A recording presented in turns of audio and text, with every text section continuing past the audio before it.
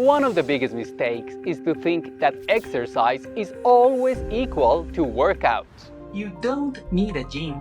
Walking, stretching, dancing all count. Short bursts of movement throughout your day also work to see health benefits. Here's how to sneak some movement into your daily life. Walk more. Walk or bike whenever you can.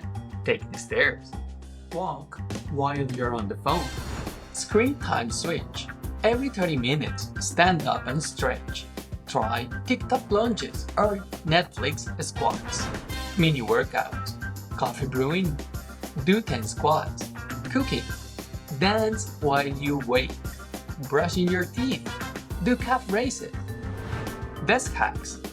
Use a standing desk. Try leg lifts or stretch during Zoom calls.